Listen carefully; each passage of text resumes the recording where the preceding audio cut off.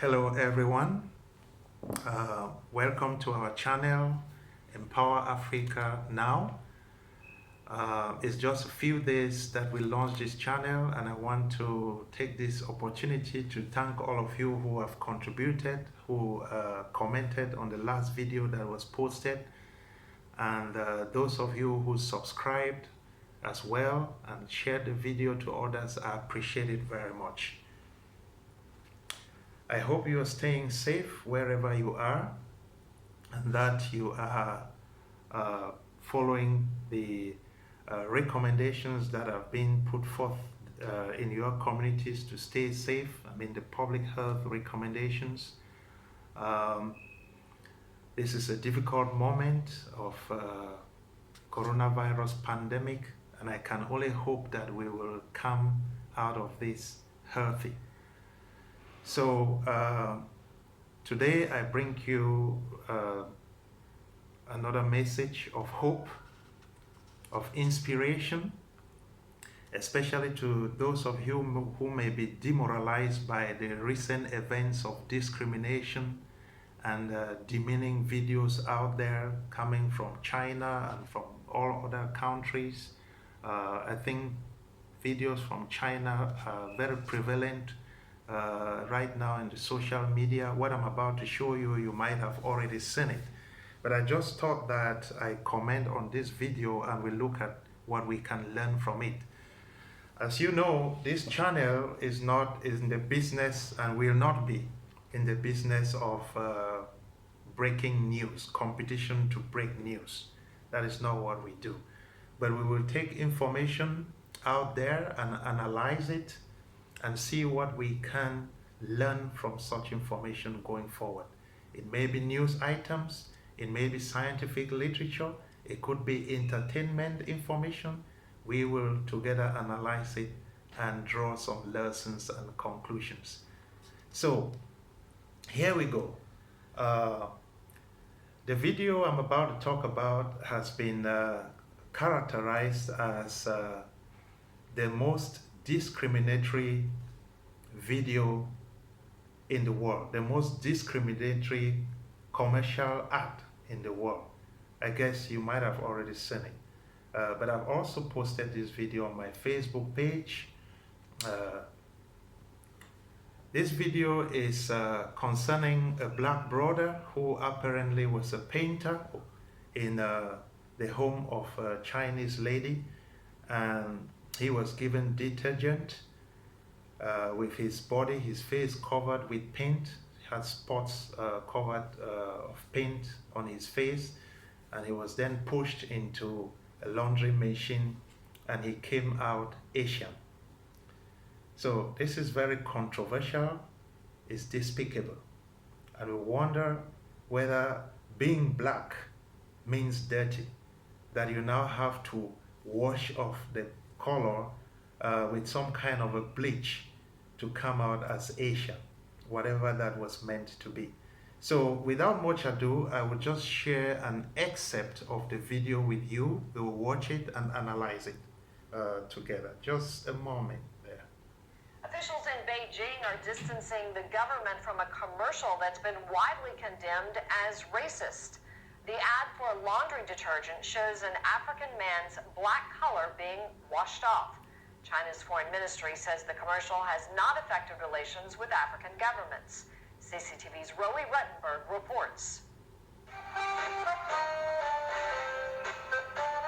At first, it looks like a harmless flirtation.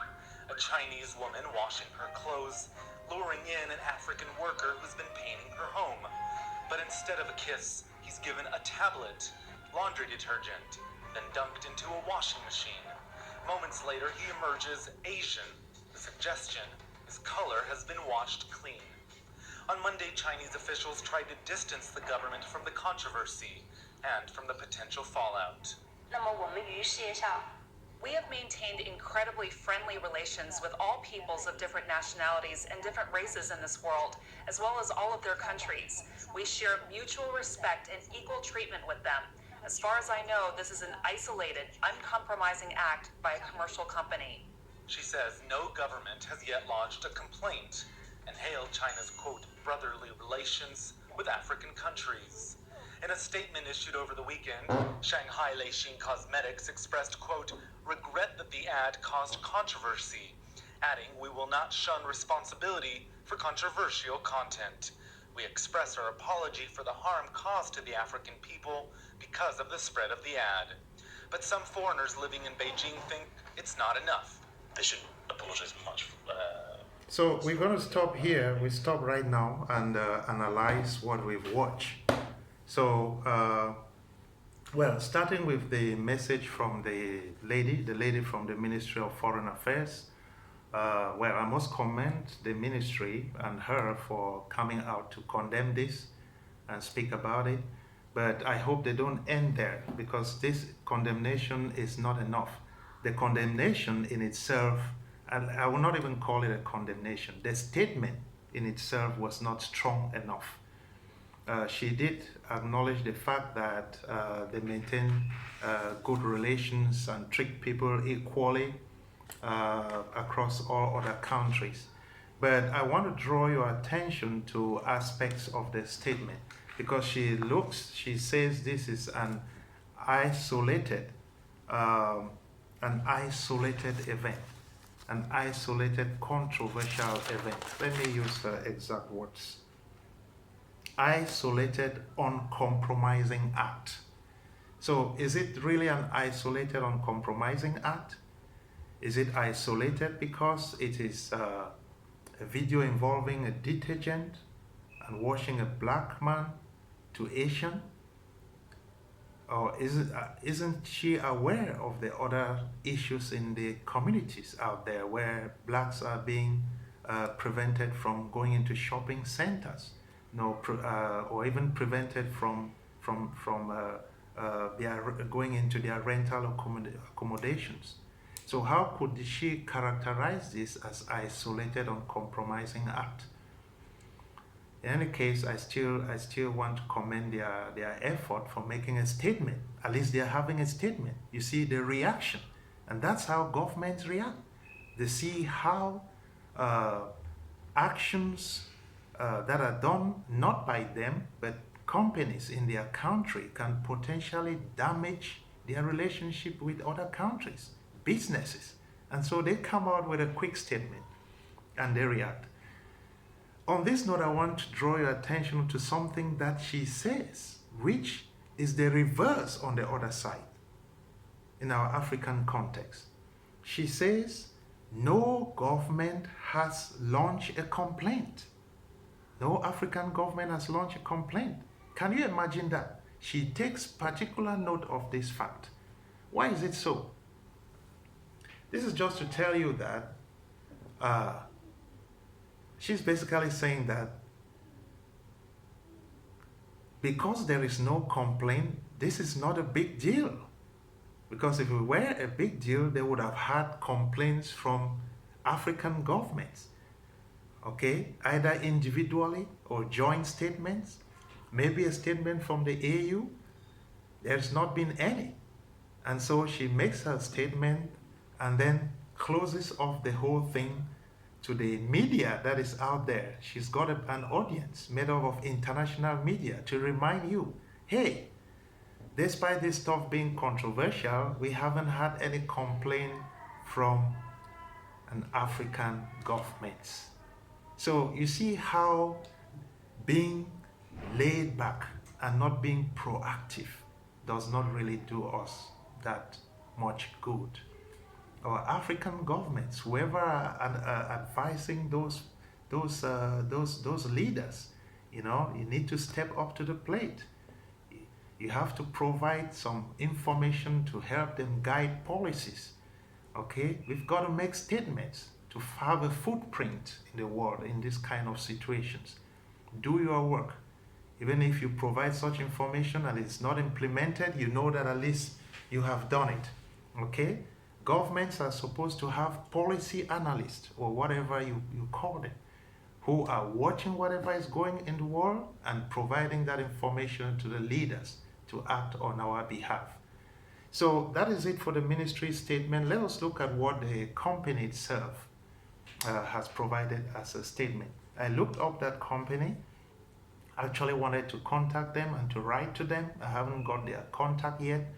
And I wanted to talk to them about their apology, their statement, but I haven't been able to contact them. It's called Shanghai Lishan Cosmetics. Shanghai Lishan Cosmetics. And I want to read the statement again that you just saw in that video. By the way, this video is a property of CCTV America, so I bring it to you courtesy of CCTV America. We must acknowledge that. The apology from the company says, "We express regret that the ad should have caused a controversy, but we will not shun responsibility for controversial content." Okay, so they accept that. We express our apology for the harm caused to the African people because of the spread of the ad. Get it? Because of the spread of the ad. What a nice way to close this statement again. And you're trying to issue an apology, but not really apologizing. So the issue here is about the spread of the ad, not the action. So they don't see that to have been a potentially heinous crime. I think statements as such are carefully crafted before being sent out there. And a company like this will have legal representation. So it is horrible to see that they are actually apologizing for the spread of the ad, but not what the ad contains, which purportedly washes off a black guy's color to produce an Asian. So these despicable acts must be spoken against. While we speak against, we must stay positive and know that these things will not stop us and should not stop us from being who we are. Okay? That's what I would tell you. An ad that would have portrayed the black brother coming up with the paint washed off from his face would have just been okay, because it's about the paint, right? But to bring out an Asian as a result, as an outcome of the detergent, what is it portraying here? That black equals to dirt that needs to be wiped or washed out into a better color. So anyways, enough about this. Further in that video, if you watch, you will also see, I think, a journalist talking about the fact that this thing is prevalent in China because there has not been a lot of talk about discrimination in China from black people who are there. Well, I can't blame them. It depends on the level of freedom that they may have there to be able to express themselves. But at the same time, the fight against discrimination should not be left to those that are oppressed. They are already an oppressed, marginalized people. So the authorities have to be able to handle such things if they see them as heinous crimes. By the way, this is a potentially incriminating act. It can be prosecuted in a court of law. Anyway, I'll not get into that. So let us also look at our own side, our black brother who was in this video, who is on this video. There are just a few questions I would ask. I think I want to know, or can we say he wasn't aware of what he was getting into? Was he briefed, or he was just tricked into this? Sometimes money can be tempting, regardless of what he might have been paid to do this. I hope he didn't know that the outcome was to be an Asian coming from a washed black brother.